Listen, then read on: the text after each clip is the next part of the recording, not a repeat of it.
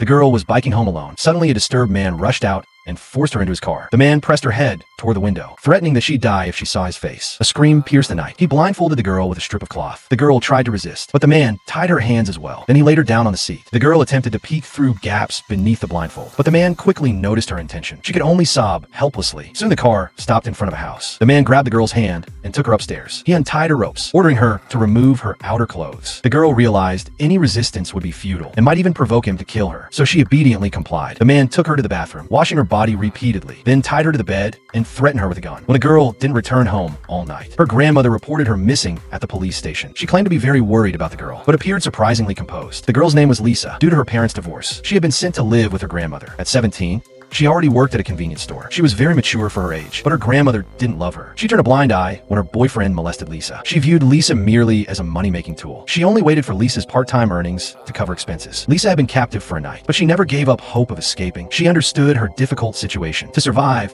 she couldn't fight directly. She began to comply, saying things the man wanted to hear. By touching his face with her hands, she formed a mental image of his appearance. When using the bathroom, Lisa found an excuse to send the man away. Hearing him close the door, Lisa immediately removed her blindfold, carefully locking the door. She anxiously looked for a way out, but it was a sealed space. The man outside kept urging her to hurry. Lisa was frantic, helpless. She could only look in a mirror, encouraging herself not to give up. Then she touched the mirror with her fingers, and everything else she could see, even if she couldn't escape. She wanted to leave evidence of her presence. At this point, the man discovered the locked door. He was furious, bursting in with a gun against Lisa's chin. Facing his rage, Lisa apologized repeatedly, trying to calm his emotions. Lisa offered to pour him a glass of water. Seeing the girl's thoughtfulness, something in the man's heart was touched. While pouring water, Lisa glimpsed a phone on the table through the gap. She finally saw a glimmer of hope.